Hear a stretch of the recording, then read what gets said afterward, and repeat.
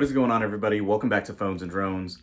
So Apple just released iOS 17.2 beta 4, if you can believe it. We're already on the fourth beta of 17.2, and that should mean we are very close to the final release.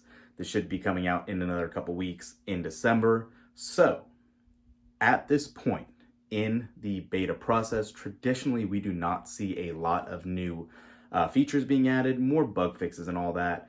But having said that, I'm actually glad we are getting a bug fix release. I wish it would have came out last week. Since we did miss last week due to the holiday, this is now the second week we've been on beta 3.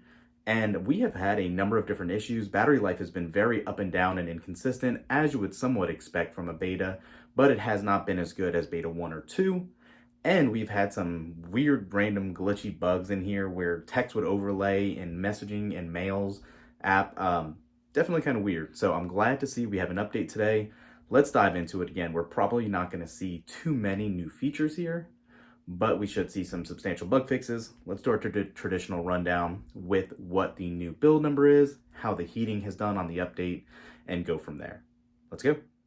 All right, here we are running WatchOS 10.2 beta 4, and a couple of quick callouts for those that missed the beta 3 change. Finally, Apple brought back the option to actually swipe on your actual display to change the clock, which is much appreciated. Let me get logged in here.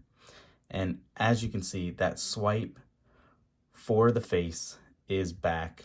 Finally, definitely glad to have this. It was an odd omission from the prior builds, but it is back now. Definitely happy to see that.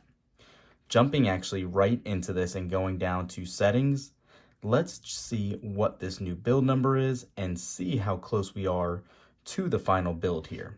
So going into settings, general, and about, you can see this is actually an A build. So this is 21S5358A, which pretty much signifies that this should be the final build before the RC comes out, or release candidate.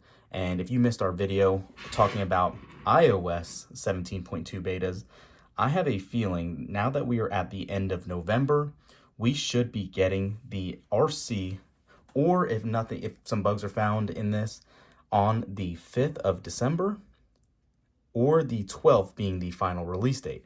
So if you guys follow along how Apple does all of their betas, traditionally at this point it's a 1-week cycle. We did not get one last week simply because in the US it was Thanksgiving. So we skipped the 21st from the 14th and went directly to the 28th. So we had 2 weeks before this build has come out, and hopefully they finalized some of the issues that were found in that beta 3. So again, having said that, the 5th would be a week from today, and we should hopefully get the next beta, or what I'm thinking, the RC at this point. Obviously, it's just going to depend on what Apple decides to do, but I would definitely think around the 12th, this should be finalized for the general public, iOS 17.2 and WatchOS 10.2. Now, having said that, this update was not a large file size by any means. It was actually pretty small. Let me go ahead and put this on and see exactly, like we have been doing, how well the update is working on that pinch navigation.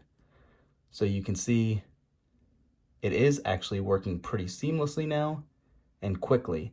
And again, if you've seen our prior videos, it is not hard to switch between fingers if you want to use the middle finger and the thumb or the pointer finger and the thumb to actually do that selection, or you can obviously pinch all 4 fingers to the thumb. But it is working as you would anticipate without issue. Let's jump right into the Watch app. And as you can see here, under gestures, we still are limited to what the double tap can do. There's not a single tap or triple tap or anything of that sort. We are definitely still stuck with just what is offered here. Another surprise, and let me take the watch back off and move this over for you. Again, the main tentpole feature of iOS 17.2 was actually that journaling app. And again, there is no integration here with your watch. I still think that it would have been a great update if it included something here where you would just raise your wrist, talk for a journal entry. It would be so swift and easy for Apple to implement. And then it would just go right in the journal app.